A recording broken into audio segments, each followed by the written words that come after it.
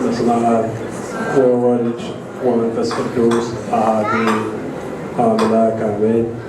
በቸርነቱ የሰበሰበን የቸርነት ባለቤት የምሕረት ጌታ የአባቶቻችን አምላክ የቅዱሳን አምላክ እግዚአብሔር ስሙ ለዘላለም የተመሰገነ ይሁን። እናታችን እመቤታችን ቅድስት ድንግል ማርያም፣ ቅዱሳን መላእክት፣ ጻድቃን፣ ሰማዕታት ሁሉ እግዚአብሔር መንፈስ ቅዱስ እንዳከበራቸው መጠን ለእነርሱ ምስጋና ይድረሳቸው። ለእናንተም እንደሚገሳችሁ በቅድሚያ ክቡር አባታችን መጋቢ አዲስ ቆሞስ አባታችን ሁለት የደብራችን ዋና አስተዳዳሪ ሊቀ ገበዝ ቀሲስ ብርሃኑ ኃይሌ ደብራችን ተገበዝ፣ ላይካነ ምስጢር ዲያቆናት፣ ከዚህ ስለሰባችሁ ምእመናንና ምእመናት፣ መዘምራን፣ ሕፃናትን ጭምር እግዚአብሔር ቤተሰቦች በልዑል እግዚአብሔር ስም ሰላም እላችኋለሁ። እንደምን አደራችሁ? እንደምን ሰነበታችሁ? እንደምን ቆያችሁ? አሜን። እስካሁኗ ሰዓት በቸርነቱ ጠበቀን እግዚአብሔር በድጋሚ ስሙ ለዘላለም የተመሰገነ ይሁን። እንኳን አደረሳችሁ። አላችሁ የላችሁ? እልል ብላችሁ እግዚአብሔርን አመስግኑ። እግዚአብሔር ሁላችንንም በቸርነቱ ይጠብቃል። እንደ እግዚአብሔር መልካም ፈቃድ የምንነጋገርበት ወይም የምንማማርበት የትምህርታችን ርዕስ የሚሆነው የእግዚአብሔር በግ። የማን በግ? ንገሩኝ ምእመናን፣ የማን በግ? የእግዚአብሔር በግ። የዮሐንስ ወንጌል ምዕራፍ 1 ቁጥር 29 ላይ ያለ ኃይለ ቃል ነው። በዚህ ኃይለ ቃል መሰረት የምንማማር ይሆናል። እግዚአብሔር ለሁላችንም ምስጢሩን ማስተዋሉን ያድለን። ዛሬ እንግዲህ 27 ሰኔ 27 በ27 ደግሞ ማንን የምናስበው? አምላካችን መድኃኒታችን ኢየሱስ ክርስቶስ ለስሙ አጠራር ምስጋና ይሁንና ይግባውና በዓለም ላይ ተሰቅሎ መከራ ተቀብሎ ድኅነተ ዓለም መፈጸሙን የምናስብበት ዕለት ነው። በተለየ መልኩ ቀን ተሰጥቶት ቢታሰብም በየዕለቱ ግን ማን ይታሰባል? ክርስቶስ ይታሰባል፣ መድኃኒዓለም ይታሰባል፣ መስቀሉ ይታሰባል፣ መከራ ሁሉ ምን ይላል? ይታሰባል ማለት ነው። ሁለት ትምህርታችን ከመሄዳችን በፊት አንድ ሀሳብ ልንገራችሁ። ዘመነ ክረምት ገብቷል አልገባም? በኢትዮጵያ በተለይ ደግሞ በኢትዮጵያዊት ኦርቶዶክሳዊ ተዋሕዶ ቤተክርስቲያን አቆጣጠር አስተምህሮ መሰረት በአንድ ዓመት ስንት ወቅቶች ነው ያሉት? ንገሩኝ። በአንድ ዓመት ስንት ወቅቶች አሉ? ስንት ወቅቶች አሉ? ስንት? 4። እሺ፣ ሌላስ የተለየ ሀሳብ ያለው አለ? 4 ወቅቶች አሉ አይደል? 4 ወቅቶች አሉ። እያንዳንዱ 91 ቀን ነው። 4 ወቅቶች አሉ። ምናምን የሚባል አሁን ካለንበት ብንጀምር ዘመነ ክረምት ነው። ዘመነ ምን? ዘመነ ክረምት። ዘመነ ክረምት ከምን እስከ ምን ያለው ጊዜ ነው? ከሰኔ 26 እስከ መስከረም 25 ያለው ምን ይባላል? ዘመነ ክረምት። ዘመነ ክረምት ደግሞ በተለያዩ ንዑሳን ክፍሎች ይከፈላል። ይሰልም እና ይዋል ብዬ ተስፋ አደርጋለሁ። እና ከሰኔ 26 እስከ መስከረም 25 ያለው ወቅት ምን ወቅት ይባላል? ዘመነ ክረምት። የክረምት ወቅት በተለይ በኢትዮጵያ ዝናብ የሚዘንብበት፣ አዝሬቱ አትክልቱ የሚበቅልበት የልምላሜ ዘመን ነው። ያም ደግሞ የራስ ምስጢርም ትምህርትም አለ። ከመስከረም 26 እስከ ታኅሳስ 25 ደግሞ ምን ይባላል? ምን ይባላል? ዘመነ መጸው። ዘመነ ምን? ዘመነ መጸው። እህሉ የሚደርስበት ተዘራው ብሎ አፍርቶ የፍሬ ወቅት ማለት የፍሬ ወቅት ከመቼ እስከ መቼ ያለው? ከመስከረም 26 እስከ ታኅሳስ 25 ነው። ከታኅሳስ 25 እስከ መጋቢት 26 ምን ይባላል? ምን ይባላል? ሶስተኛው ማለት ነው። ከታኅሳስ 26 እስከ መጋቢት 25 ያለው ወቅት ደግሞ የምን ወቅት ይባላል? ዘመነ ሐጋይ፣ የበጋ ወቅት ይባላል። የድርቅ ጊዜ ማለት እህሉ ገብቶ ወደ ቤቱ ፀሐይ የሚበዛበት ልምላሜ የሌለበት ወቅት ማለት ነው። ያም ደግሞ የራሱ አስተምህሮ አለው። ያ ዘመነ ሐጋይ ይባላል። የበጋ ወቅት ማለት የምን ወቅት? የበጋ ወቅት። ከመቼ እስከ መቼ? ከታኅሳስ 26 እስከ መጋቢት 25። ከመጋቢት 26 እስከ ሰኔ 25 ያለው ደግሞ ማን ይባላል? ዘመነ ጸደይ። ዘመነ ምን? ከመቼ እስከ መቼ ያለው? ከመጋቢት 26 እስከ ሰኔ 25። ስንት ወቅቶች ሆኑ ማለት ነው? በአጠቃላይ 4 ወይ እና ለኢትዮጵያ በተለየ መልኩ እነዚህ ወቅቶች ተሰጥተዋታል። ቤተክርስቲያናችን ደግሞ እነዚህን ወቅቶች አመስጠራ ከስርዓተ አምልኮ ከስርዓተ ትምህርት ጋር አያይዛ በስነ ስርዓት፣ በምስጢር፣ በትርጓሜ፣ በሀተታ በተለያየ እግዚአብሔር የሚመሰገንበት ሆኖ የእግዚአብሔር የማዳን ስራው አምላክነቱ፣ መጋቢነቱ፣ ክብሩ እንዲገለጥ በማድረግ ቤተክርስቲያናችን ደግሞ በተለየ መልኩ ይህ ወቅት በማስተማር በምስጢር ታሳልፈዋለች ማለት ነው። አምላካችን እግዚአብሔር ቤተክርስቲያናችን ይጠብቅልን። ዛሬ ግን የምንማማርበት የትምህርታችን ርዕስ ቅድም የነገርኳችሁ ቅድም ነበር ያልኳችሁ ምን ነበር ያልኳችሁ? ተናገሩ። የማን በግ ነው ያልኳችሁ? ሁላችሁም ተናገሩ። የማን በግ? የእግዚአብሔር በግ። ቅዱስ ዮሐንስ መጥምቀ መለኮት በረከቱ ይደርብንና እርሱ ነው የተናገረው፣ የገለጸው እርሱ ነው። በዮሐንስ ወንጌል ምዕራፍ 1 ቁጥር 29 ላይ መመልከት ትችላላችሁ። ወአመሳኒታ ርእዮ ዮሐንስ ለእግዚእ ኢየሱስ ዘይመጽሐቢሁ ወይቤ ነዋ በግዑ እግዚአብሔር ዘየአትት ወያሴስር ኃጢአተ ዓለም። በማግስቱም ዮሐንስ ጌታ ኢየሱስ ክርስቶስ ወደ እርሱ ሲመጣ ተመለከተና እንዲህ አለ፣ የዓለሙን ሁሉ ኃጢአት የምኑን ኃጢአት? የዓለሙን ሁሉ ኃጢአት የሚያስወግድ የማን በግ? በደንብ አስቡ፣ በደንብ ተመልከቱ። ይንቃል አንደኛ የዓለምን ኃጢአት የሚያስወግድ ምን አይነት በግ ነው? ይበግ ምን አይነት በግ ነው? ምን አይነት በግ ነው? የዓለምን ኃጢአት የሚያስወግድ የተወሰነ ሰዎችን አላለም። በደንብ አይታችሁ ከሆነ የአብርሃምን ኃጢአት የሚያስወግድ የዳዊትን ኃጢአት የሚያስወግድ ብሎ አንድ ግለሰብ አልጠራም፣ ወይም የተወሰኑ ቡድኖችን አልጠራም። የአበውን ኃጢአት የሚያስወግድ የጻድቃንን ብቻ የሚጠብቅ የነቢያትንም ብቻ እነሱን ብቻ የሚጠብቅ ብሎ የተወሰኑ ሰዎችን የተወሰነ ሰው ወይም የተወሰኑ ሰዎችን አልጠራም፣ ለይቶ አልጠራም። ማን የጠራው? የማን ኃጢአት ነው ያለው? ዓለም ደግሞ ማን ይወክላል? በዓለም ያለውን ሕዝብ በሙሉ ይወክላል አይወክልም? ይወክላል። የሚያምነውንም የማያምነውንም ሕዝብ ጭምር ምን ይላል? ይወክላል። በደንብ ተመልከቱ። በሆነ የዓለምን ኃጢአት ሁሉ የሚያስወግድ የማን በግ? የእግዚአብሔር በግ። ከዚህ በፊት አሁን በኦሪቱ ብትመለከቱ ብዙ በጎች መስዋዕት ሲሆኑ አይተናል። በኋላም እናየዋለን አይደል? ለምሳሌ የይስሐቅን በግ ተመልከቱ። ስለ ይስሐቅ እንደተሰዋ ተመልክተናል። ስለ ይስሐቅ እንደተሰዋ እናውቃለን። በኋላም እንመለከተዋለን።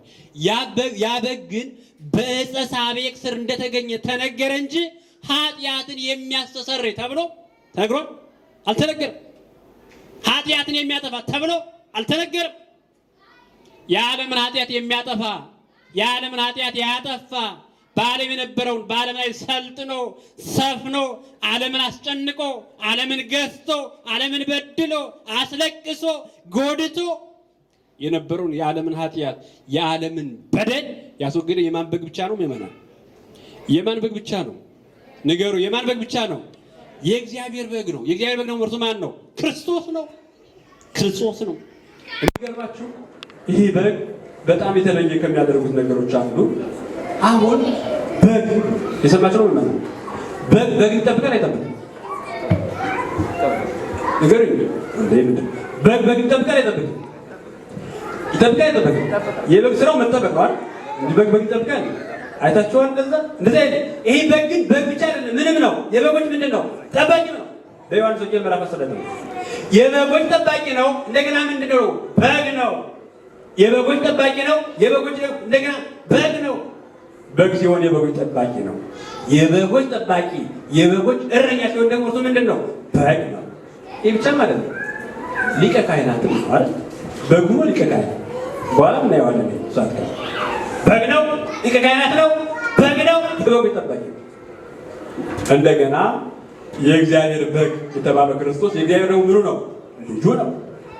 የእግዚአብሔር በግ የተባለው ክርስቶስ የእግዚአብሔር ምኑ ነው? ልጁ ነው።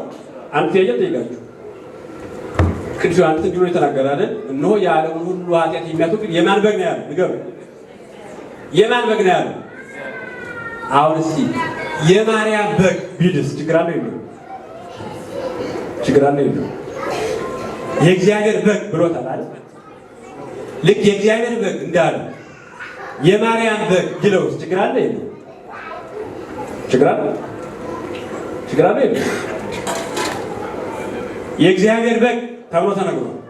እነሆ የዓለሙን ሁሉ ኃጢአት የሚያስወግድ የእግዚአብሔር በግ እንደተባለው ሁሉ እነሆ የዓለሙን ኃጢአት ሁሉ የሚያስወግድ ስለ ዓለም የመጣው ስለ ዓለም በደል፣ ስለ ዓለም ኃጢአት፣ ስለ ዓለም ሞት፣ ዓለምን ለመቀደስ ዓለምን ሕያው ለማድረግ፣ ዓለምን ለመባረክ፣ ዓለምን ለማዳን፣ ዓለም የወደቀውን ዓለም ለማንሳት የመጣው የእግዚአብሔር በግ እንደተባለው የማርያም በግ ይባላል። በምክንያት ነው ይባላል። በጣም ብዙ ትርጉም አለው። ምን ነው? አንደኛ የማርያም በግ ቢለው ኑሮ አይ ከማርያም የተወለደው ሌላ ከእግዚአብሔር የተወለደው ምን ይሉ ነበር? ሌላ ይሉ ነበር። አይ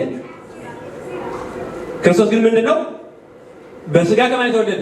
ከድንግል ማርያም የተወለደ። በስጋ ከድንግል ማርያም የተወለደው ደግሞ በመለኮት ከማን የተወለደው? ከእግዚአብሔር አብ የተወለደው። የእግዚአብሔር አብ ልጅ የማን ልጅ ነው? የድንግል ማርያም ልጅ ነው። ይሄን ነው የሚያሳየን ቅዱስ ዮሐንስ ሲነግረን የዓለሙን ሁሉ ኃጢአት የሚያስወግደው የእግዚአብሔር በግ ማለቱ የእግዚአብሔር ልጅ የድንግል ማርያም ልጅ ነው። የድንግል ማርያም ልጅ የማን ልጅ ነው? ንገሩ፣ የማን ልጅ ነው? ክብርና ምስጋና ለስሙ ይሁን። እልል ብላችሁ እግዚአብሔርና መስገኑ ምእመናን። በረከቱ ይደርብንና ቅዱስ ጎርጎርዮስ ይህን በሚገባ ይገልጸዋል። ማን ያልኳችሁ? ቅዱስ ጎርጎርዮስ ከእግዚአብሔር አብ የተወለደው ከድንግል ማርያም የተወለደው ነው። ከእግዚአብሔር አብ የተወለደው ከማን የተወለደው ነው? ከማን የተወለደው? ከድንግል ማርያም የተወለደው ነው። ከድንግል ማርያም የተወለደው ከእግዚአብሔር አብ የተወለደው ነው። ከድንግል ማርያም የተወለደው ከማን የተወለደው ነው? በዚህ መሰረት ከድንግል ማርያም የተወለደው ሌላ፣ ከእግዚአብሔር አብ የተወለደው ሌላ አይደለም። በዚህ መሰረት በቤተልሔም የተወለደው ሌላ፣ ከእግዚአብሔር አብ የተወለደው ሌላ አይደለም። በዚህ መሰረት በዮርዳኖስ የተጠመቀው ሌላ፣ ከእግዚአብሔር አብ የተወለደው ሌላ አይደለም። ለዛ ነው እግዚአብሔር አብ በዮርዳኖስ ሲመሰክርለት ምን ነበር ያለው? ምን ነበር ያለው? የምወደው ንገር ይበለን። የምወደው ለምን መላቸው እንደዚህ ያለው? የምወደው የማርያም ልጅ ነው ቢል ልዩነት አለ። የምወደው ልጅ ይሄ ነው። የእርሱ ልጅ የማን ልጅ ስለሆነ? የእርሱ ልጅ የማን ልጅ ስለሆነ? የድንግል ማርያም ልጅ ስለሆነ እና ቅዱስ ዮሐንስ ምስጢሩን ሰፋ አድርጎ በእውነት ጠቅለል አድርጎ የረቀቀውን ምስጢር ጠቅለል አድርጎ ከድንግል ማርያም የተወለደው የእግዚአብሔር አብ ልጅ እንደሆነ የእግዚአብሔር አብ ልጅ ደግሞ የማን ልጅ እንደሆነ? የድንግል ማርያም ልጅ እንደሆነ ለምን በግ የተባለው ምን በመለሱ ነው? ምን በመለሱ ነው? ስጋ በመለሱ ነው። ምን በመለሱ ነው? ስጋ በመለሱ ነው በግ የተባለው። ይሄን ነው አለ። የእግዚአብሔር አብ ልጅ የድንግል ማርያም ልጅ ነው። የድንግል ማርያም ልጅ ደግሞ የእግዚአብሔር አብ ልጅ ነው። የእግዚአብሔር አብ ልጅ ደግሞ ክርስቶስ እርሱ ምንድን ነው? እግዚአብሔር ነው። ክርስቶስ ምንድን ነው? እግዚአብሔር ነው። ከአምላክ የተገኘ አምላክ፣ ከእውነተኛ ብርሃን የተገኘ እውነተኛ ብርሃን፣ ከሕይወት የተገኘ ሕይወት።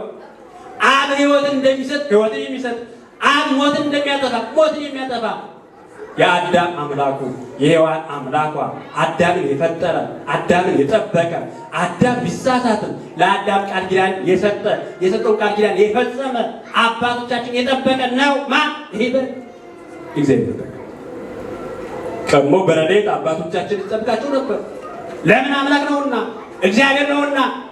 ቅዱስ ኢሬኔዎስ ሲናገር ስለዚህ በግ ጠባቂነት መጋቢነት ሲናገር እንዲህ ይላል። ዝንቱ ውእቱ ዘዐቀቦ ለኖኅ ወመርሖ ለአብርሃም ወተአስረ ምስለ ይስሐቅ ወተአንገደ ምስለ ያዕቆብ ወተሰይጠ ምስለ ዮሴፍ። በጉ ክርስቶስ ወይም የድንግል ማርያም ልጅ ክርስቶስ መድኃኔዓለም ኢየሱስ ክርስቶስ ይቅርታው በሁላችን ላይ ይደርብንና ቀድሞ ኖኅን ከኃጢአት የጠበቀው እርሱ ነው። ኖኅን ከጥፋት ያዳነው እርሱ ነው። አብርሃምን የመራው የሃይማኖትን መንገድ የመራው በከላውዲዮን የመራው መርቶ ወደ ከነዓን ያገባው ወደ ከነዓን ያደረሰው የአብርሃም በሬ እርሱ ነበር። ማን? ክርስቶስ። ከይስሐቅ ጋር የታሰረ ይስሐቅን ከሞት የጠበቀ በይስሐቅ ምሳሌውን የገለጠ እርሱ ነው። ማን? ክርስቶስ። ያዕቆብን በመንገዱ የመራው እርሱ ነው። ዮሴፍን በእስር ቤት የጠበቀው እርሱ ነው። እስራኤላውያንን በሙሴ አድሮ የመራቸው እርሱ ነው። ለኢያሱ ምድረ ርስትን የሰጠ እርሱ ነው። ከኢያሱ ጋር ምድረ ርስትን ለእስራኤላውያን ያወረሰ እርሱ ነው ካለ በኋላ እንዲህ ይላል። ወሰበከ ወሀለየ በዳዊት በዳዊት አድሮ ትንቢት የተናገረ እርሱ ነው። ወሰበከ ለሕዝብ አይቲቱ በነቢያት አድሮ ሕዝብን ያስተማረ እርሱ ነው። ከድንግል ማርያም ለመወለድ የተጸነሰ እርሱ ነው። ወተወለደ በቤተልሔም የተወለደው እርሱ ነው። ማን? ክርስቶስ። ክርስቶስ ማን ነው? እግዚአብሔር ነው። ክርስቶስ ማን ነው? እግዚአብሔር ነው። ለምን ነው የተወለደው? ወደ በጉ እንመጣለን። ስጋ በመለሱ ማለት በተመለከተ አደረገ የተባለ ስጋ በመለሱ ምክንያት አደረገ የተባለ ለምን ነው የተወለደው? ያላችሁ ጥያቄ ደጋግ ለምን ነው የተወለደው? ክርስቶስ ወደዚህ ዓለም መምጣት ያስፈልገው ምክንያት ምንድን ነው? ይነግረኛል። ሲነገሩ ለምን ይመስላችኋል? ለምን ይመስላችኋል? ለምን ይመስላችኋል? ሁለት ነገሮችን እግዚአብሔር ሰጥቶ ነበር። ስንት ነገሮችን? ሁለት ነገሮችን። ስንት ነገሮችን? ሕግንና ነቢያትን ሰጥቶ ነበር ለእስራኤላውያን ምንና ምን ሕግና ነቢያትን። ያ ሕግ ግን ደካማ ሕግ ነበር። አዳም ወደ ቀደመ ክብሩ ወደ ቀደመ ቦታው መመለስ አልቻለም። ነቢያትን ህዝቡ ከአባር ከቸነፈር እንዲጠበቅ ማድረግ ቢችሉ፣ ህዝቡን ከእግዚአብሔር ጋር ማገናኘት ቢችሉ፣ ትንቢቱን ቢናገሩ፣ ምሳሌውን እየመሰሉ ቢያስተምሩ፣ መስዋዕቱን ቢያቀርቡ፣ ከእግዚአብሔር ጋር ቢያስታርቁ፣ እግዚአብሔርን ቢያገለግሉ፣ እግዚአብሔርን ሕዝብን ቢያገናኙ የቀደመውን ልጅነት፣ የጠፋውን ልጅነት፣ የጠፋውን ክብር፣ የጠፋውን ልዕልና መመለስ ችለው አልቻሉ። ቴዎዶስዮስ እንዲህ ይላል ወምድረ መጣው ሕገ ወነቢያተ ከማዕቅጢ ክይሉ ያብጥሉ ዘዘሞት ዘውት ቀኖተ ሞት ዘውቱ ዲያብሎስ ወይዳን ስምደ እጓለ እምህያው። ምን ማለት መሰላችሁ? እግዚአብሔር ኦሪትን ሰጠ፣ ኦሪትን ሰራ፣ ነቢያትን ሾመ፣ ነቢያትን በትንቢት አሰለጠነ። ነገር ግን ሕጉም እንዳልጠቀመ ተመለከተ። ምኑ እንዳልጠቀመ? ሕጉ እንዳልጠበቀ፣ ሕጉ ማዳን እንዳልቻለ፣ ማዳን እንደተሳነው ተመለከተ፣ አየ። ነቢያትም ትንቢቱን ከመናገር ባሻገር የቀደመውን ልጅነት እንዳላስመለሱ ማስመለስ እንዳልቻሉ ተመለከተ። ከዛ የሰው ልጅ ከእግዚአብሔር ወይም እግዚአብሔር ወደ ዓለም መጥቶ ከሚሰጠው ድነት በቀር በምንም አይነት ምክንያት መዳን እንደማይችል ተመለከተና እግዚአብሔር ወልድ በመለኮት የእግዚአብሔር አብ ልጅ በሥጋ የድንግል ማርያም ልጅ ኢየሱስ ክርስቶስ አሁን በግ ብለን የምንጠራው፣ በግ ብለን የምንሰብከው፣ በግ ብለን የምንተርከው፣ በግ ብለን የምናመሰግነው፣ በበግነቱ የምንኮራ የዳንበት መስዋዕት የሆነን የመስዋዕቱ በክርስቶስ ከሰማየ ሰማያት ወርዶ ከድንግል ማርያም ተወልዶ የጠፋውን ድነት ሰጠ። በግ የተባለ ለዛ ነው። በግ የተባለ ለዛ ነው። እለእስክንድሮስ የተባለ የእስክንድርያው ሊቀ ጳጳሳትም ይሄ በስፋት ይናገራል። እለእስክንድሮስ የተባለ የእስክንድርያ ሊቀ ጳጳስ ነው። በረከቱ ሁላችን ላይ ይደርብን። እንዲህ ይላል ምንትኑ አጽሐቆ ለእግዚአብሔር ቃል ይረዱ ውስተ ምድር። በጥያቄ ነው ጀምሮ ምንትኑ አጽሐቆ ለእግዚአብሔር ቃል ይረዱ ውስተ ምድር ወይሰገው ቅድስት ድንግል ወይጠብለን በአጽረቅ ወይትወደይ ውስተ ጎል። ምን ማለት መሰላችሁ? እግዚአብሔር ወልድን አካላዊ ቃልን ወደዚህ ዓለም ይመጣ ዘንድ ያተጋው ምንድን ነው ብሎ ጠይቃል። እዛ በኋላ መልሱን ይመልሳል።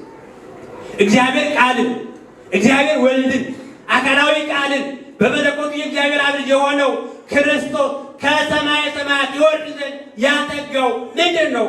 ምክንያቱ ምንድን ነው? ምክንያቱ ምንድን ነው? ከሰማየ ሰማያት የመውረዱ ምክንያት፣ ከድንግል ማርያም የመወለዱ ምክንያት፣ በጨርቅ የመጠቅለሉ ምክንያት፣ በግ የመባሉ ምክንያት፣ የመራቡ ምክንያት፣ የመጠማቱ ምክንያት፣ በበረት የመወለዱ ምክንያት፣ በበረት የመተኛቱ ምክንያት፣ የመሰደዱ ምክንያት፣ የመጠመቁ ምክንያት፣ የመጾሙ ምክንያት፣ ከእናቱ ጡት የመጥባቱ ምክንያት፣ በዮርዳኖስ የመጠመቁ ምክንያት፣ ጲላጦስ እንዲዘባበትበት የሆነበት ምክንያት፣ በዕፀ መስቀል ላይ የተሰቀለበት ምክንያት ምንድን ነው? ምንድን ነው ይጠይቃል። ወደ መቃብር የመውረዱ ምክንያት ምንድን ነው? ሞትን የመቅመሱ ምክንያት ምንድን ነው? በነቢያት እንደሚወለድ ትንቢት የማናገሩ ምክንያት ምንድን ነው? ከዛስ ወደ መቃብር ወርዶ በመቃብር ስንት ቀን ነበር ያደረው? ስንት ቀን ነበር ያደረው? 3 መዓልት 3 ሌሊት። ይሄን የማድረጉ ምክንያት ምንድን ነው? ብሩት እናንተ ብትሆኑ መልሳችሁ ምን ይሆናል? እስቲ ንገሩ። የሊቁን መልስ ከማየታችሁ በፊት እናንተ ብትሆኑ ምን ትላላችሁ? የዚህ ሁሉ ዝርዝራ ናቸው አይደል? ከሰማየ ሰማያት የመወለዱ፣ ከድንግል ማርያም የሚወለዱ፣ በጨርቅ የመጠቅለሉ፣ በበረት የመተኛቱ፣ የመጠመቁ፣ ጲላጦስ እንዲዘባበትበት የማድረጉ በፈቃዱ ላይ ያደረገ በፈቃዱ በዕፀ መስቀል ላይ የመሰቀሉ ምክንያት፣ ወደ መቃብር የመውረዱ ምክንያት፣ ይህ መሰረታዊ ትምህርት ነው፣ ማወቅ አለበት። በመቃብር 3 መዓልት 3 ሌሊት የማደሩ ምክንያት፣ አይሁድ ሲዘባበቱበት ዝም ብሎ በትዕግስት የሚያዩት ምክንያት፣ ሐሞት የመጠጣቱ ምክንያት፣ የመራቆቱ ምክንያት ያለ ምክንያት ሆኖ ይመስላችኋል? ንገሩኝ። ያለ ምክንያት ሆኖ ይመስላችኋል? እንኳንስ ክርስቶስ ይቅርና በዓለም ያሉ ሰዎች እንኳን ወደ ስልጣን ለመምጣት የሚያደርጉት ያ ሁሉ ውጣ ውረድ አልፈው ተጋድለው ወይም ደግሞ አሸንፈው ወይም ተሸንፈው የሚመጡ በምክንያት ነው አይደል? የሚፈልጉት ነገር ስላለ ያለ ማለት እና ክርስቶስ ይህን ሁሉ አሁን ያየናቸው የዘረዘርናቸው ነገሮች ያደረገበት ምክንያት ምንድን ነው ብሎ እንዲሁ ይመልሳል። በአጭር ቋንቋ መልሱን ያስቀምጣል። አኮኑ በእንቲአነ ለነ ለእለማሰነ። ምን ማለት መሰላችሁ? የጠፋን ለማዳን ብቻ ነው። ተመልሷል፣ ተመለሰ። መልሱ ተመልሷል፣ ተመለሰ። ምን ማለት መሰላችሁ? ከሰማይ ሰማያት የወረደው እኛን ለማዳን ነው። ከድንግል ማርያም የተወለደው እኛን ለማዳን ነው። በጨርቅ የተጠቀለለው እኛን ለማዳን ነው። በበረት የተኛው እኛን ለማዳን ነው። የተጠመቀው እኛን ለማዳን ነው። መከራ የተቀበለው እኛን ለማዳን ነው። ወደ መስቀል የወጣው እኛን ለማዳን ነው። የተራቆተው እኛን ለማዳን ነው። ሐሞት የጠጣው እኛን ለማዳን ነው። መከራ የተቀበለው እኛን ለማዳን ነው።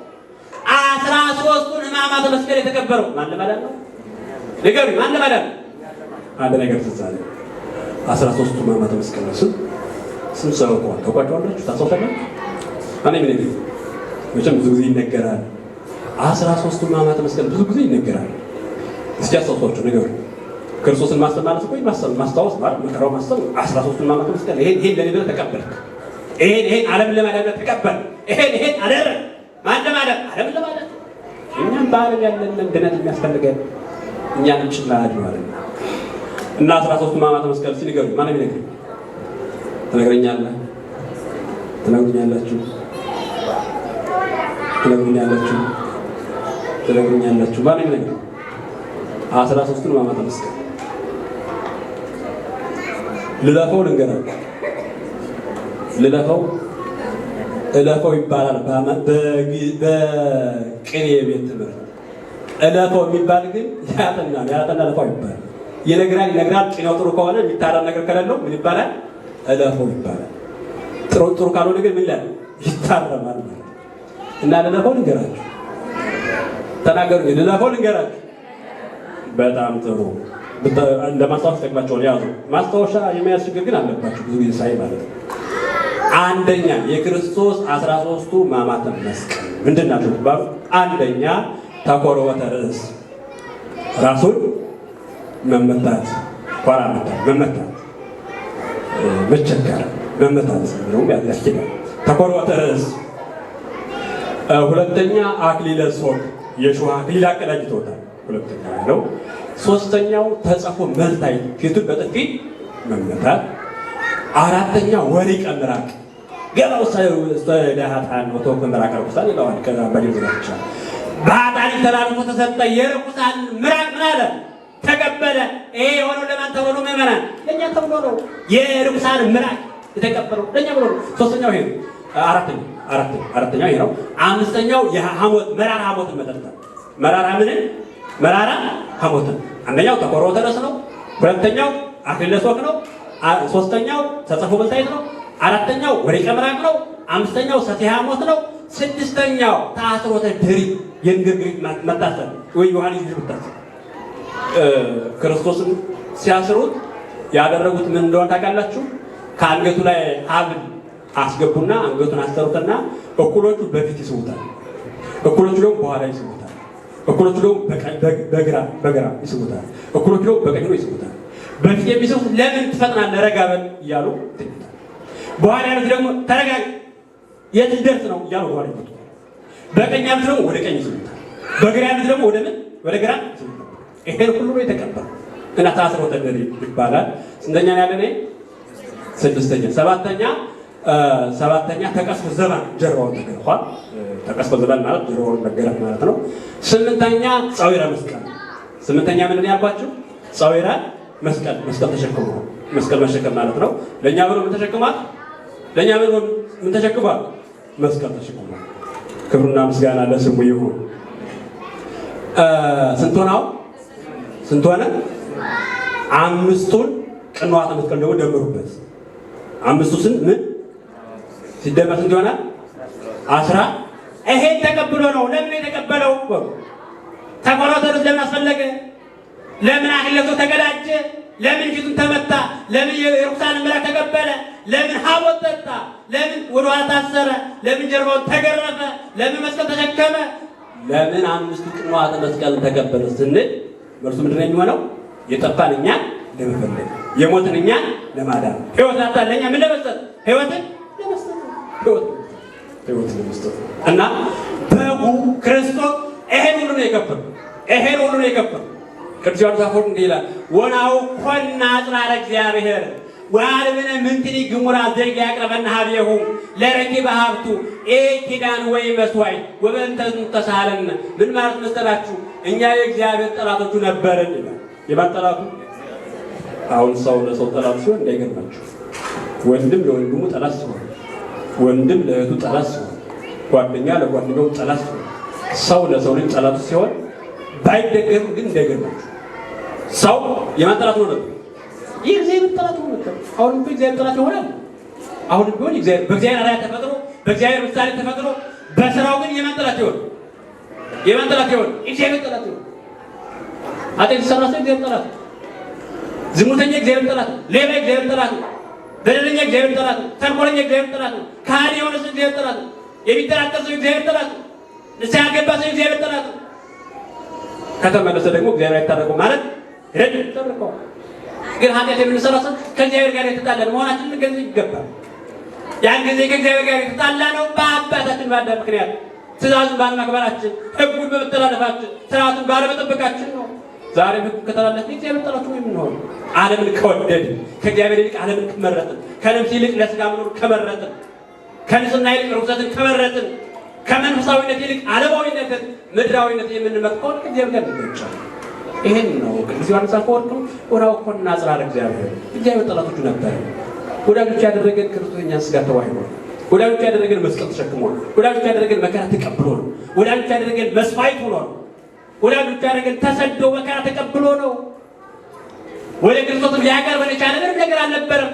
መስዋዕትም ቢሆን ኪዳንም ቢሆን ምንም ወደ ክርስቶስ ሊያቀርበን የሚችለን አንድ ምክንያት አልነበረም ካለ በኋላ ራሱ ወደዚህ ዓለም መጥቶ ከሰማይ ሰማያት ወርዶ ከድንግል ማርያም ተወልዶ ወያን ሳለን ሊቀ ካህናት ከመላእክት ካህናት ከሊቃናት ሊቀ ካህናት ሳያስነሳልን ራሱ ሊቀ ካህናት ሆነ።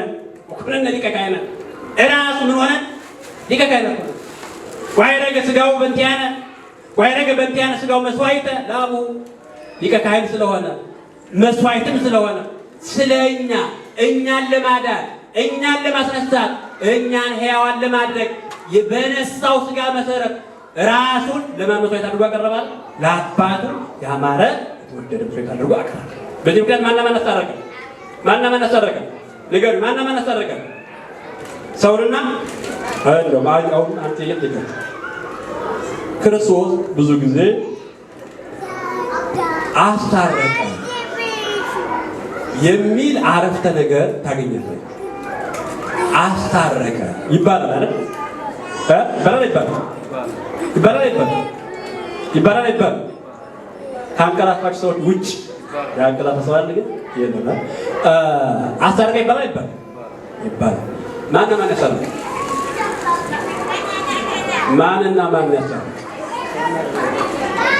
ማን ያስታረቀ?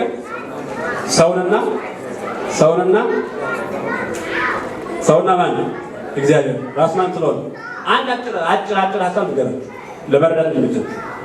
ተጣልተው የነበር ማንና ማን? ሰውና እግዚአብሔር ማለት ክርስቶስ ሥጋን ተዋሃደና ሰው ሆነና ባሕርየ ሥጋንና ባሕርየ ማን አስታረቀ? ባሕርየ መለኮት ባሕርየ ማንና ባሕርየ ሥጋንና ባሕርየ ማን? ባሕርየ መለኮት እደግመዋለሁ። ባሕርየ ሥጋንና ባሕርየ መለኮትን አስታረቀ። ማንና ማን አስታረቀ? ማንና ማን? ባሕርየ ሥጋንና ባሕርየ መለኮት። ሥጋ የማን ባሕርይ? አጠቃላይ ሰው መለኮት የማን ባሕርይ? ንገሩ። የማን ባሕርይ? የሦስቱ አካላት አይደለም ነው አይደል? በመለኮት ስለሆነ አንድ ስለሆነ አያችሁ። ስለዚህ ሥጋና መለኮት ከታረቁ ሥጋ ሰውን የሚወክል ከሆነ ሥጋ በጥቅሉ የሰው ባሕርይ ከሆነ መለኮት ደግሞ የማን ባሕርይ ከሆነ የሥላሴ ባሕርይ ከሆነ ማን ታረቁ ማለት ነው? ሰዎችና ሥላሴ ታረቁ ማለት ነው። ስለዚህ ወልድ አስታራቂ የሚለው ቃል ስታገኙ ወልድ ከአብ እንደሚያንስ ከመንፈስ ቅዱስ እንደሚያንስ በዛ ነው መረዳት ነው። ማንና ማን የታረቁ? አየህ፣ ማንና ማን የታረቁ? ተራተ ነበር። ማንና ማን? ባይሰማ ባይስጋና ባይሰሩ ሰው ይወክላል። አጠቃላይ ባሕርየ መለኮት ደግሞ የሦስቱ አካላት ምን ነው? ገንዘብ ነው። በባሕርይ ስትሮ እነሆ የዓለምን ኃጢአት ሁሉ የሚያስወግድ የእግዚአብሔር በር። እነዚህ አንዳንድ ስንመለከትና ትምህርታችን እንጨርሳለን። ለምንድን ነው በግ የተባለ? ምዕመናን እንደምን አደራችሁ? ደህና አደራችሁ? በግ የተባለ ማን ነው? ንገሩኝ። በግ የተባለ ማን ነው? ክርስቶስ ነው። በግ የተባለ ነው። በግ የተባለ አምላካችን ክርስቶስ ነው። ለምንድን ነው በግ የተባለ? እነዚህ ነጥቦች እንመለከታለን። መጽሐፍ ቅዱስ ላይ ብሎ የተቀመጠ ነገር የለም። በምክንያት በምስጢር ትንቢቱ የሚፈጸምበት ምሳሌ የሚወራበት ትንቢቱ የሚፈጸምበት ምሳሌ የሚፈጸምበት ብዙ ምስጢር ያለው ብዙ ሀሳብ ያለው ብዙ ትርጉም ያለው ብዙ ትምህርት ያለው ብዙ መልእክት ያለው ስለሆነ ዝም ብሎ ይጠቀም። ቅዱስ ዮሐንስ ደግሞ ዝም ብሎ የእግዚአብሔር በግ አላለም። እነሆ የእግዚአብሔር በግ አላለም። እነሆ የዓለሙን ሁሉ ምን የሚያስወግድ ኃጢአት የሚያስወግድ የእግዚአብሔር በግ። ከዚህ በፊት የዓለምን ኃጢአት ያስወገደ አንድ በግ አልነበረ። ከዛ በፊት የዓለምን በደል ያስወገደ አንድ በግ አልነበረ። ይገርማችኋል። እስከ ክርስቶስ መምጣት ድረስ እኮ ስንት በጎች ነበር የተሰዉት? ስንት ነበር የተሰዉት? በጣም በርካታ በጎች ተሰውቶ ነበር። በወርቱ እንደምትመለከቱ መጽሐፈ ሌዋውያን መመልከት ይችላል። በርካታ በጎች፣ በርካታ እንስሳት፣ በርካታ ፍየሎች፣ በርካታ ርግቦች፣ በርካታ መስዋዕቶች፣ የእንስሳት፣ የላሞች፣ የበጎች አይነቶች ተሰውቶ ነበር። ጠብ የሚል ድነት ማምጣት አልቻለም። ድነትን ያመጣ ክርስቶስ ነው። ድነት የሰጠ ክርስቶስ ነው። እውነተኛው በግ፣ አማናዊ በግ ድነትን ያስገኘ ኃጢአትን የቀረፈ ኃጢአትን የደመሰሰ ኃጢአትን ያጠፋ አማናዊ በግ ክርስቶስ ብቻ እና በግ የተባለበት ምክንያት አንደኛው ምሳሌውን ለመፈጸም ነው። ምኑን ለመፈጸም? ምኑን ለመፈጸም? ምሳሌውን። ይህ ምሳሌ ለማየት ኦሪት ዘፍጥረት ምዕራፍ 22 ማንበብ፣ የአብርሃም ታሪክ መመልከት። የእግዚአብሔር ወዳጅ አብርሃም አንድ ልጁን ሰዋሪ ሲባል ስንት ልጁ ነበር ሰዋሪ የተባለ? ስንት ልጁ ነበር ሰዋሪ የተባለ? አንድ ልጅ ሰዋ ሲባል አይ አንድ ልጅ ሌላ ትፈልግ መጽናኛልኝ ያላል። አንድ ልጅ ሰዋ ተባለ። ወዲያውኑ ወደ ሞሪያም ተራራ ወስዶ ማን ሰው ማን ለመስዋዕት ያቀረበ? ይስሐቅን ለመስዋዕት ያቀረበ። ይስሐቅን ለመስዋዕት በሚያቀርብበት ሰዓት ግን የእግዚአብሔር መልአክ ተገልጦ አብርሃም እጅህን በይስሐቅ ላይ አትጣል ተባለ። ወዲያውኑ ሲመለከት ምን ነበር ያገኘ? በሳቢቅ ስም ምን ነበር የተመለከተ? በግ። አያችሁ፣ አብርሃም የእግዚአብሔር አብ ምሳሌ ነው። አብርሃም የማን ምሳሌ ነው? የእግዚአብሔር አብ ምሳሌ። አብርሃም አንድያ ልጁ ስንት ልጁ? አንድያ ልጁ ለመስዋዕት እንዳቀረበ እግዚአብሔር አብ ተቀዳሚ ተከታይ የሌለው አንዱን ልጅ አንድያ ልጁ አንድ ልጁ መስዋዕት ሁን ብሎ ውረድ ተወለድ ብሎ ያለ በግ ይሆን ዘንድ የመስዋዕቱ በግ ይሆን ዘንድ ምን ብሎታል? ልኮታል።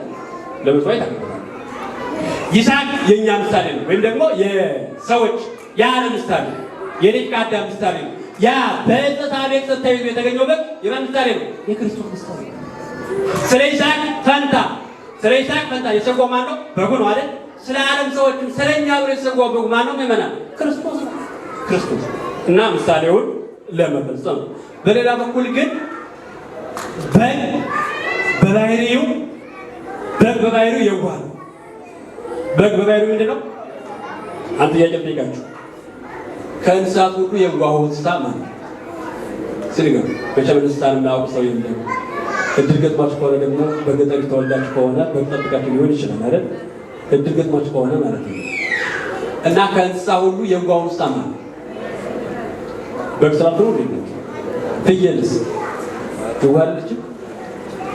በሬስ፣ ላምስ የዋህ ነውስ? ጨካኝ ናቸው እንዴ ነው? እሺ በግ ብላችኋል፣ እናየዋለን። ከአዕዋፍስ የዋሁ ወፍ ማን አለ? ትክክል ናችሁ። መልሱን መልሳችሁታል። አባ ጊዮርጊስ ዘጋስጫ እንደዚህ ይላል፣ እስመ የዋህ ርግብ ኩሉ እንስሳ ወበግ የዋህ ኩሉ እስመ ርግብ የዋህ ኩሉ አዕዋፍ ወበግ የዋህ ኩሉ እንስሳ። ከአዕዋፍ ሁሉ የዋህ ርግብ ናት። ከእንስሳ ሁሉ ደግሞ የዋሁ ምንድን ነው? በግ ነው። እና ክርስቶስ በግ የተባለ የዋህነቱ እንዲገለጥ ተፈልጎ በግ የዋህ እንደሆነ ክርስቶስ ምን ስለሆነ? የዋህ ባህሪ ስለሆነ በየዋህነቱ ክርስቶስ ምን ተብሏል? በግ ተብሏል። በቅዱስ ዮሐንስ አፈወርቅ ቅዳሴ ላይ ይህ ተቀምጧል፣ ተጽፏል። ወሰድጉን ዘያጉርድው ከበግ የዋህ ዘይነብብ በቅርብ ዘይቀርጸው በግ ሊሸልጠው ፊት የማይናገር እውነተኛ የዋህ በግ እንደመሆኑ መጠን በኋላቸው ይከተላቸው ነበር። በኋላቸው እነዚህ ሱልጣን ምስል ይከተላቸው። በግ ሲሳብ አንሳብ እንደማይል ሁሉ፣ በግ ሲሳብ እንደማያስቸግር ሁሉ፣ በግ ሲሳብ እንደማይረግፍ ሁሉ ክርስቶስም ሲሰበው ሲሳብ ነበር። ያን ጊዜ ክርስቶስን አንዴ ማጥፋት ይችል ነበር። ይችላል። የዋህ በዚህ ብቻ አይደለም በግ የተባለ፣ እንዲሁም ደግሞ በትዕግስቱ በግ ትዕግስተኛ። በግ ምንድን ነው? ትዕግስተኛ። ሲታረድ አያስቸግርም ማለት አስቸግረን አያስቸግር ይታረድ ዘራፍ አይ እንዲያው ዝም እያጠፈ ማጥፋው ይጠፋ አይ ይታሰራል ይታረድ በመከራው ትዕግስቱ ይገጥም ይሄው የትዕግስቱ ውጤት በመከራው ሁሉ ሲታረድ ሲሸለት ዝም እንደሚታገል ክርስቶስ በመከራው የሚታገል ነው። ይህን ነብዩ ኢሳይያስ በረከቱ ይደርብንና በምዕራፍ 53 ቁጥር 7 ላይ ተጨነቀ ተሰቃየም አፉን አልከፈተም ለመታረድ እንደሚነዳ ጠቦት በሸላቾቹ ፊት ዝም እንደሚል በግ እንዲሁ አፉን አልከፈተም። ክርስቶስ በስቅለቱ 5 ነገሮችን አሳይቶ ነበር። 5 ነገሮች ስንት ነገሮችን በስቅለቱ ጊዜ መከራ እያጸኑበት እየተዘባበቱበት እየሰቀሉት እየገረፉት ሐሞት እያጠጡት ከዚያ በላይ ደግሞ አንተ እውነተኛ እግዚአብሔር ልጅ ከሆንክ ራስን አድን እያሉ አንተ ራስን የማታድን ዓለምን እንዴት ትችላለህ እያሉ የማይገባ ጽርፈት በመለኮት ላይ የማይገባ ትንቢትን እየታደሙ የማይገባ ነገርን እየተናገሩ ክርስቶስ ግን አንደኛ በትህትና ይመለከታቸው ነበር። በምን ይመለከታቸው ነበር? በትህትና። ሁለተኛ በትዕግስት ይመለከታቸው ነበር። በምን? በትዕግስት። ሶስተኛ በዝምታ ይመለከታቸው ነበር። በምን? በዝምታ። አራተኛ በቸርነት ዝም ብሎ ይመለከታቸው ነበር። ቸርነት ጠብቋቸው እኮ ቅድም በመጣ ሰማችሁ መላእክት ሰይፋቸውን ሲበዙ የማን ምሕረት ከልካቸው ነው? እግዚአብሔር ምሕረት። አራተኛ በፍቅር ይመለከታቸው ነበር። ስለሚወዳቸው አባ እስራኤል ኃጢአቱን ውስጥ እንደዚህ የሚገቡ ስለሚወዳቸው ጥራቱን ጭምር ስለሚወድ ምን ነበር? አባቱ የሚያደርጉትን ምን አይሉ አያውቁም እነመዛቸው ይቅር በላቸው። ይሄ ምዕመናን ከማዳን ባሻገርም ለእኛም የምሳሌ ትምህርት ነው። ክርስቶስ በመስቀል ላይ ዋጋ ከፍሎ ለዓለም ድነት እንደፈጸመ ድነትን ለማግኘት በክርስቶስ አምኖ የሚኖር ክርስቲያን ሕይወት የምን ሕይወት ነው? የመስቀል ሕይወት ነው። የመስቀል ሕይወት ልትራቡ ትችላላችሁ፣ ልትጠሙ ትችላላችሁ፣ ልትሰደዱ ትችላላችሁ፣ ልንሰደድ እንችላለን። ጠላት ሊበዛብን ይችላል። መከራ ሊበዛብን ይችላል። መከራ ሊጸናብን ይችላል። ፈተና ሊጸናብን ይችላል። መከራ ከተለያዩ ነገር ከተለያዩ አካላት ከማንጠብቃቸው ሰዎች ጭምር ሊመጣ ይችላል። በዚያን ጊዜ ግን ምንድነው ማለት ያለብን? አባት ሆይ የሚያደርጉትን አያውቁምና ይሻላቸው እንጂ ዝም ብሎ እንደ ወጣኔ ጸሎት ግደለው፣ ግለጠው፣ አጥፈው ተብሎ ጸሎት እንደዛ ነው። ክርስቶስ እንደዛ አልስተዋል። ይሄ ነው በቅዳሴ ቅዱስ ሰጣችሁታል ብዬ አስባለሁ። በቅዱስ ዮሐንስ አፈወርቅ ላይ ኦ ትሕትና ዘመጠነ ትሕትና፣ ኦ ትዕግስት ዘመጠነ ትዕግስት፣ ኦ አርምሞት ዘመጠነ አርምሞት፣ ኦ ሂሩት ዘመጠነ ሂሩት። እንዲህ አይነት ትሕትና ምን አይነት ትሕትና! እንዲህ አይነት ትዕግስት ምን አይነት ትዕግስት ነው!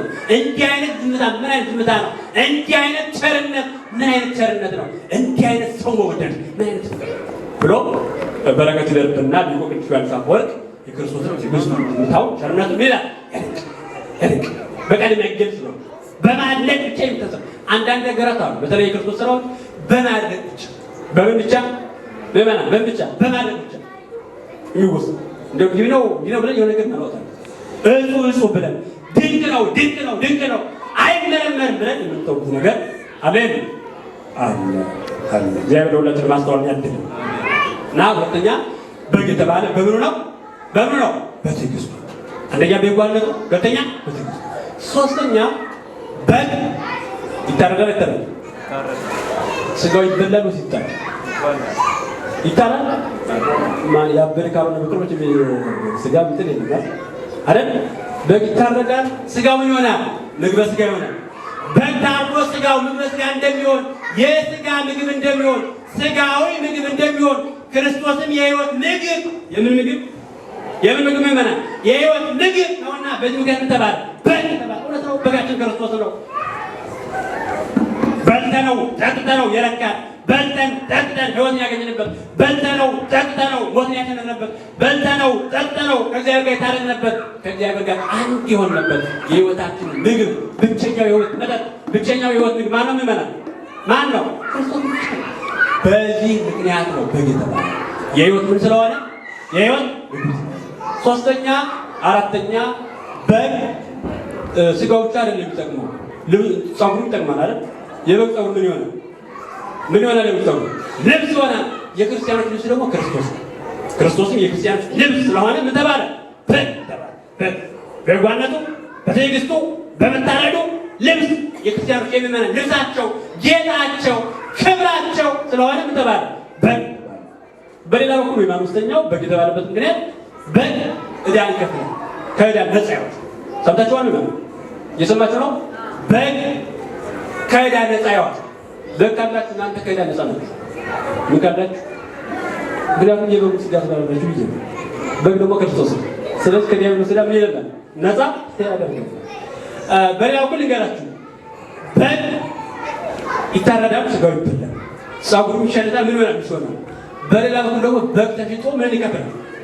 ዕዳን ይከፍላል። ይከፍላል። እስካሁን እንዲያው እናንተ ባታደርጉትም አባቶቻችሁ፣ ወንድሞቻችሁ ወይም የሆኑ ወገኖቻችሁ በጋቸውን ሽጠው ዕዳ ከፍለው ያውቁ? ያውቃሉ? እኔ አውቃለሁ። በግ ያላችሁ ሰዎች ሽጠው ዕዳ ሲኖርባቸው አይ በጌን ሽጠው ብለው አንተ ሰውዬ አልማርከኝም ሳይህ አልተውከኝም ብለው በጋቸውን ሽጠው ምናቸው ይከፍላሉ? ዕዳቸውን ይከፍላሉ። ስለዚህ ከዕዳቸው ይሆናሉ፣ ነፃ ይሆናሉ። በምን አማካኝነት? በበጉ። እኛም ከዕዳ ደብዳቤ ነፃ የሆነው የዕዳ ደብዳቤው የተቆረጠው የዕዳ ደብዳቤው የተደመሰሰው የዕዳ ደብዳቤው የተቀደደው ከዕዳ ደብዳቤ ነፃ የሆነው በማን ነው? ምእመናን ንገሩ። በክርስቶስ ነው። ክብርና ምስጋና ለስሙ ይሁን። ልንድረስ እግዚአብሔርና መስገኑ።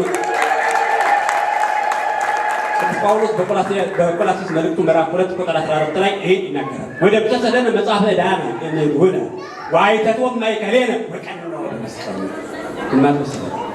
በእኛ ላይ የነበረው የሚቃወምን በትእዛዛት ላይ የነበረው በእኛ ላይ ጸንቶብን የነበረው የጽሕፈት ዕዳ ምን አለው? ተከሰሰ። በመስቀሉ ጠርቆ ከመንገድ ዲያብሎስ አዳምና ሔዋን ካሳሳተ በኋላ ስንት ደብዳቤዎች ነበር ያዘጋጀው? ስንት ደብዳቤዎች? 2። አንዱን ቤት ነበር የጣለው በሲኦል፣ አንዱን በዮርዳኖስ። ሁለቱን ማን ያጠፋው? በጥምቀቱና በዕለተ ዓርብ ማን ያጠፋው? ክርስቶስ። ክርስቶስ ማን ነው? እግዚአብሔር የመሰዊቱ ነው። በግ ብቻ አይደለም፣ ቅድም እንዳልኳችሁ በግ ብቻ አይደለም፣ ካህንም ነው። ካህን ብቻ አይደለም፣ መስዋዕት ተቀባይም ነው። ይህን ጎርጎርዮስ ይናገራል። ወውእቱ በጋ መስዋዕት ወውእቱ ካህን ሰዋዕት ወውእቱ ተወካፌ መስዋዕት ምስለ አቡሁ ወመንፈስ ቅዱስ። በግ ብቻ አይደለም፣ መስዋዕት አቅራቢ ነው። መስዋዕት አቅራቢ ብቻ አይደለም፣ መስዋዕት ተቀባይ ነው። ከብሉይ ኪዳን ካህናት ስለኝ የሚያደርገው ይሄ ብሉይ ኪዳን ላይ ብትመለከቱ የሰማችሁ ነው ይመናል። ብሉይ ኪዳን ብትመለከቱ መስዋዕቱ አቅራቢው ሌላ ማለት መስዋዕት አቅራቢው ደግሞ ካህን ያስፈልጋል። ካህኑ የሚያቀርበው ምን ያስፈልጋል? መስዋዕት ያስፈልጋል፣ በግ ያስፈልጋል። በግ ይመጣለታል። ያን በግ ማን ያቀርበዋል? ንገሩ። ካህኑ ያቀርበዋል። መስዋዕት ማን ይቀበላል? እግዚአብሔር ይቀበላል። የክርስቶስ መስዋዕትነት ግን ከዛ የተለየ ነው። ለምን? በግ ማን ስለሆነ ራሱ፣ መስዋዕት አቅራቢ ማን ስለሆነ ራሱ፣ መስዋዕት ተቀባይ ማን ስለሆነ ራሱ። ከማን ጋር? ከአብ ከመንፈስ ቅዱስ ጋር መስዋዕት የሚቀበል ማን ስለሆነ እርሱ ስለሆነ ይሄ ነው ዕዳችን የከፈለልን የዋሁ በግ፣ ትዕግስተኛው በግ፣ ከረሃብ ነፃ ያደረገ፣ ከመራቆት ነፃ ያደረገ፣ ክብር የሆነ ልብሳችን የሆነ ክብራችን የሆነ ይሄ አራተኛው ይመስለኛል። አምስተኛው በግ የተባለበት ምክንያት በግ መስዋዕተ ኦሪት ነበር። በግ ምን ነበር? በኦሪት ላይ የሚሰዉ በግ ነበር። በግ ይሰዋ ነበር። ሌሎች የሚሰዉ ነበር። በግ ይሰዋ ነበር። በግ መስዋዕተ ኦሪት እንደነበረ ክርስቶስን መስዋዕተ ወንጌል ክርስቶስ ምንድን ነው? መስዋዕተ ወንጌል ሆኗልና በግ የተባለበት ምክንያት ይሄ ነው። በኦሪት ላይ በተለይ ኦሪት ዘሌዋውያን ተመልከቱ። ምዕራፍ 1 ምዕራፍ 3 ተመልከቱ። ምዕራፍ 1 ላይ ሲመለከቱ ኃጢአት ያለበት ሰው በግ ያመጣል። ምን ያመጣል? ዛሬ ግን ኃጢአት ቢኖርባችሁ ኃጢአት ቢኖርብን በግ ማምጣት ይጠበቅብናል? ተናገሩ። ይጠበቅብናል? ራሳችንን ማምጣት ያለብናል። ራሳችንን በግ ማን ስለሆነ እና ኃጢአት ያለበት ሰው በጊዜው ይመጣል። እጁን ከበጉ ላይ ይጭነዋል። እጁን ከበጉ ላይ በዚህ ምክንያት በበጉ አማካኝነት ምን ይደረግለታል? ስርየት ይደረግለታል። ኃጢአት ይሰረይል። ያው ፍጹም ድነት ያሰጣል ማለት አይደለም። ከአባል ከቸነፈር ከመቅሰፍተ ሥጋ እንዲጠበቅ ያደርገዋል። ያ በግ ስለ ሰውየው እንደተሰዋ ስለ ኃጢአተኛው እንደተሰዋ ስለ ኃጢአተኞች ስለኛ የተሰዋው ክርስቶስ ስለሆነ ስለ ኃጢአተኞች ብሎ ስለተሰዋ መከራ ስለተቀበለ ወደ መስቀል ስለወጣ ክርስቶስ ተባለ። በግ ለኃጢአተኞች መስዋዕት እንደነበረው ለኃጢአተኞች ሲባል ሲሰዋ እንደነበረው በጉ በመሰዋቱ ኃጢአተኛው ከኃጢአቱ ነፃ ይወጣ እንደነበረ ሁሉ ክርስቶስም ስለኛ ተሰውቶ ነፃ ወጥቶናልና በምክንያት ምን ይባላል? በግ ይባላል። መስዋዕት ተሰላም ነበር። የሰላም መስዋዕት ነበር። የሰላም መስዋዕት ነበር። ክርስቶስ ንጉሠ ሰላም ነውና በዚህ ምክንያት በግ ተቆረጠ። የመጨረሻ ነገር ገራቱና ትምህርቴን ጨርሳለሁ። ኦሪት ዘሌዋውያን ላይ ምዕራፍ 3 ተመልከቱ። ምዕራፍ 3 ስትመለከቱ ከምዕራፍ 1 የተለየ ሀሳብ ታገኛላችሁ። እሱ ምንድነው? በምዕራፍ 1 ላይ በግ ይሰዋል። የሚሰዋው በግ ተባት ነበር። ምን ነበር? ተባት ነበር። ነው የሌለበት ተባት በግ ምን ነበር? ይሰዋ ነበር። እንስት በግ ግን አትሰዋም። ይሄ የሚቃጠለው መስዋዕት ላይ ያለው ታሪክ። ምዕራፍ 3 ላይ ግን ተባት በግም ይሰዋል፣ እንስት በግም ትላለች ትሰዋለች። የምን ምክንያት? የሰላም መስዋዕት ወይም የድኅነት የሚባለው ማለት ነው። ይሄ ምን ያሳያል? የእስራኤላውያን አንድ መሆን ለጊዜው የእስራኤላውያንን አንድ መሆን ያሳያል። የማን አንድ መሆን? ይሄ ለጊዜው ነው። ፍጻሜው ወሳ ሴቷ በግም እንስቷ በግም ተባቱ በግም መስተዋታቸው ምስጢሩ ምንድነው ካለ በክርስቶስ ሴትን ወንድም አንድ መሆናቸው ምናምን በክርስቶስ ምናምን ሴትን ወንድም አንድ ኦሪት የቅዱስ ጳውሎስ መልእክት በገላትያ መልእክት ላይ ይሄ ተጽፏል። የገላትያ የሐዋርያው ቅዱስ ጳውሎስ መልእክት ወደ ገላትያ ሰዎች ምዕራፍ 2 ቁጥር 29 ላይ 27 ላይ ተመልከቱ። እስመ ኩልነ ወልደ እግዚአብሔር ነን በአሚን በኢየሱስ ክርስቶስ ሁላችንም በኢየሱስ ክርስቶስ በኩል በእምነት በኩል በኢየሱስ ክርስቶስ የእግዚአብሔር ልጅ ሆነናልና በዚህም አይሁዳዊ ወይም ምን የለም የሚሉ የግሪክ ባሪያ ወይም ግዥ ሴት ወይም ወንድ የለም፣ ሁላችንም በማን አንድ ነን አለ? በክርስቶስ አንድ ነን። አረማዊው ከአረሚው ጋር፣ አረማዊው ከአይሁድ ጋር፣ አይሁዱ ከአረሚው ጋር፣ የተገረዘው ካልተገረዘው ጋር፣ ያልተገረዘው ከተገረዘው ጋር፣ ባሪያው ከጌታው ጋር፣ ጌታው ከባሪያው ጋር፣ ሴት ከወንድ ጋር፣ ወንድ ከሴት ጋር አንድ የሆነች በማን ነው? ምእመን ንገሩ። በማን ነው? በክርስቶስ። በክርስቶስ አምኖ እስከተገኘ ድረስ ወንድ ሴት፣ ባሪያ ጨዋ፣ ይሄ አረማዊ ነው፣ ይሄ መናፍቅ ነው፣ ይሄ የተገረዘ ነው፣ ይሄ ያልተገረዘ ነው፣ ይሄ አይዛብ ነው፣ ይሄ ካህኔ ነው፣ ይሄ ጨዋ ነው፣ ይሄ ባሪያ ነው፣ ይሄ ባለጠጋ ነው፣ ይሄ ድሃ ነው፣ ይሄ ትልቅ ነው፣ ይሄ ትንሽ ነው፣ ይሄ አዋቂ ነው፣ ይሄ የማያውቅ ነው፣ ይሄ ገዥ ነው፣ ይሄ ተገዥ ነው በት አይባል። ክርስቶስ አምላክ ይሆናል። በጉ አንድ ይሆናል እና በበጉ ያገኘናቸው ተማት ተከተናል። ነፃነት አግኝተናል፣ ድነት አግኝተናል፣ አንድነት አግኝተናል፣ ሕያዋን ሆነናል፣ እግዚአብሔር እናውቀናል፣ በእግዚአብሔር እንድንኖር ሆኖናል። እግዚአብሔር የእግዚአብሔር ምስጢር አውቀናል። አሕዛብና ሕዝብ አንድ ይሆን በክርስቶስ ነው። አሕዛብና ሕዝብ አንድ ይሆን በክርስቶስ ነው። ባሪያና ጌታ አንድ ይሆን በክርስቶስ ነው። በክርስቶስ ነው። ሴትና ወንድ አንድ ይሆን በክርስቶስ ነው። በክርስቶስ መለያየት የለም። የሁሉ በማጠፋት በክርስቶስ ተፈጸመ። የኤፌሶን የሐዋርያው ቅዱስ ጳውሎስ መልእክት ወደ ኤፌሶን ሰዎች ምዕራፍ 2 ቁጥር 11 ላይ ወተዘከሩ አንትሙ አሕዛብ ትካት በሕግ ዘሥጋ ሀሎክሙ ወይኑክሙ ሰብአ ቁልፈት። የሚገርም ንግግር። ይህን ንገራችሁና ትምህርት ይጨርሳል። በደምብ ስሙ። ሐዋርያው ቅዱስ ጳውሎስ ያስተማረው ለኤፌሶን ክርስቲያን የተጻፈው። ኤፌሶን እንደምታውቋት በጣም ሰፊ ከተማ ናት፣ ሰፊ ቦታ ናት። በዛ ላይ አሕዛብን፣ አረማውያንን፣ ሮማውያንን፣ ግሪካውያንን፣ አይሁድ ይኖሩ ነበርና በተለይ ደግሞ ብዙ አረማውያን ብዙ አሕዛብ ነበር እና ለነዛ ስጥላቸው እንደዚያ ነው። እናንተ አሕዛብ ተመልከቱ፣ እናንተ አሕዛብ አስቡ፣ ቀድሞ በሥጋ ሕግ ሳላችሁ ሰብአ ቁልፈት ይሏችሁ ነበር። ሰላም ይሏችሁ ነበር። ሰላም ይሏችሁ ነበር። ሰብአ ቁልፈት ምን ማለት ነው? ያልተገረዙ ይሏችሁ ነበር። ምን ይሏችሁ ነበር? ያልተገረዙ የሚሏችሁ ደግሞ የተገረዙ ሰዎች ናቸው። ግን ግዝረት የእጅ ስራ ነው። በሥጋ ላይ ያለ የሥጋ ሸለፈት የሚቆርጥበት የሥጋዊ ስራ ነው፣ የእጅ ስራ ነው ካለ በኋላ ወይ ተአምር ወደ ክርስቶስ ውታምረ። ነገር ግን በዚያ ዘመን በነበራችሁበት ዘመን በአሕዛባዊነት፣ ባለማመን፣ በከሃዲነት፣ በመናፍቅነት መናፍቃን እንኳን አይባሉ በከሃዲነት በነበራችሁበት ዘመን ከእስራኤል መንግስት ርቃችሁ ለተስፋው ቃል ኪዳን እንግዳ ሆናችሁ በዚህ ዓለም ተስፋ አጥታችሁ ከእግዚአብሔር ተለይታችሁ ያለ ክርስቶስ ነበራችሁ። አይገርም? ሀሳቡ ሰምታችሁኛል? ሰምታችሁኛል? በክህደት በነበራችሁበት ዘመን፣ በአሕዛብነት በነበራችሁበት ዘመን ከእስራኤል መንግስት ተለይታችሁ ለአብርሃም ከተሰጠው ከተስፋው ቃል ኪዳንን እንግዳ ሆናችሁ መጻተኞች ሆናችሁ ከእግዚአብሔር ተለይታችሁ ያለማን ትኖሩ ነበር አይደል? ያለማን ትኖሩ ነበር። ያለ ክርስቶስ ትኖሩ ነበር። ያለማን? ዛሬስ ያለ ክርስቶስ የሚኖር የለም። ያለ ወንጌል የሚኖር የለም። ያለ ጽድቅ የሚኖር የለም። ያለ ቅዱስ ቁርባን የሚኖር የለም። ያለ ጸሎት የሚኖር የለም። ያለ ስግደት የሚኖር የለም። ያለ ፍቅር የሚኖር የለም። ያለ ሰላም የሚኖር የለም። ያለ መባ የሚኖር የለም፣ ያለ እርቅ የሚኖር የለም አለ እኮ ሙሉ አለ።